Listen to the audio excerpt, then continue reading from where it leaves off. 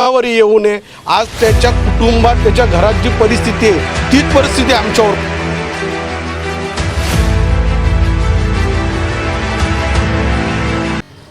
खरोखर अतिशय दुर्दैवी गोष्ट आहे। आमचा युवा मोर्चा भारतीय जनता पार्टीचा आमच्या परिवारातला माणूस, आमचे जे कार्यकर्ते आहेत एकदम आम्ही भावासारखे राहणार आहे। आमचा एकदम जवळचा कार्यकर्ता प्रफुल्ल तांगडे याची काल हत्या झाली, अतिशय दुर्दैवी। आणि या हत्येमागे म्हणजे त्याचं काम, त्याचा व्यवसाय, त्याचं राजकारण, समाजकारणातून त्याचं राजकारण चालू होतं। कुठलंही हे नाही आहे, कुठलीही गोष्ट त्याच्यासोबत झाली तर तो कायदेशीर पोलीस स्टेशनला येतो, तर तुम्ही पोलिसांकडे चौकशी करू शकता। आणि आज त्याच्यावर अशी दुर्दैवी घटना त्याच्याबद्दल होणं खरोखर अतिशय दुःख आहे आम्हाला। आणि याच्यामागे जे आहेत, आता आम्ही पोलिसांशी चर्चा केली, आमचा न्यायदेवतेवर विश्वास आहे। याच्या मागे जे लोक असतील, जे राजकीय षडयंत्र असेल, ज्यांनी हे केलं असेल, आम्ही पोलिसांना विनंती केली की तुम्ही याच्या मागे जे लोक असतील त्यांना तुम्ही कायदेशीर कारवाई केली पाहिजे। आणि अशा युवकांची, म्हणजे समाजात काम करणाऱ्या अशा चांगल्या युवकांची जर असं हत्या होत असेल तर खरोखर हे भिवंडीसाठी अतिशय दुर्दैवी आहे।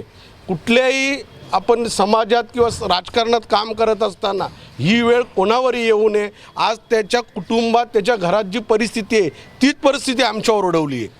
भले आम्ही भारतीय जनता पार्टीचे कार्यकर्ते असो, त्याचे सहकारी असो, पण आमच्या भावासारखा आज आम्ही सहकारी गमावला आहे, याचं अतिशय दुःख आहे। आम्ही पोलिसांना विनंती केली आहे, या राज्याचे सन्माननीय मुख्यमंत्री आदरणीय देवेंद्रजी यांनाही आम्ही विनंती केली आहे की याच्या मागे जे असतील त्यांच्यावर कायदेशीर कारवाई झाली पाहिजे। कुटुंबियांनी आरोप केला आहे की या ठिकाणी पोलीस यंत्रणेचा जो तपास आहे तो मागे जेव्हा हल्ला झाला होता त्यावेळी जर व्यवस्थित केला असता तरीही हा प्रकार घडला नसता। एकदम सत्य गोष्ट आहे ही।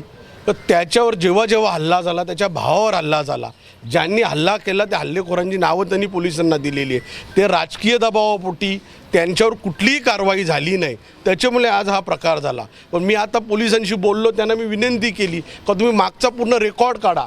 जेव्हा प्रफुल्लवर असा काही विषय झाला, प्रफुल्लने नेहमी कायद्याची हे हातात घेतली। तो नेहमी पोलीस स्टेशनला येऊन सांगायचा का असं माझ्यावर झालेलं आहे, असा विषय झाला, याच्यावर कायदेशीर कारवाई करा।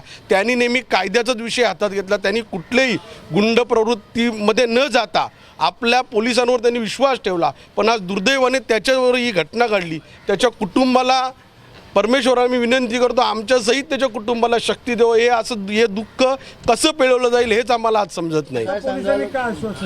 पोलिसांनी सांगितलं याच्या मागे जो दोषी असेल, जो कोणी असेल, त्याच्यावर रीतसर कारवाई केली जाईल, हे पोलिसांनी आम्हाला शाश्वत केलं। आम्हाला त्या बड्या नेत्यांचा कोणाचाही विषय घेऊन इथे मला कोणाला मोठा करायचा नाही। माणूस आमचा गेलाय, त्यांना सवय आहे दुसऱ्यांची माणसं घालवायची।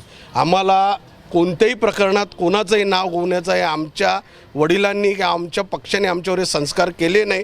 पोलिसांवर, न्यायदेवतेवर आमचा विश्वास आहे, रीतसर कारवाई करतील जे कोणी याच्यात असतील। आपण कुटुंबियांना काय आश्वासन दिले की त्यांना मृतदेह ताब्यात घेण्याबाबत? त्यांना सांगितलं आपण रीतसर आपली जी कारवाई पोलीस करतायत, आपण आपला मृतदेह ताब्यात, जी काय आपल्या संस्कृतीमध्ये ज्या पद्धतीने आपल्याला जे काही करायचं आहे ते आपण घेऊन आपला माणूस आपल्या घरी नेलं पाहिजे। पोलिसांची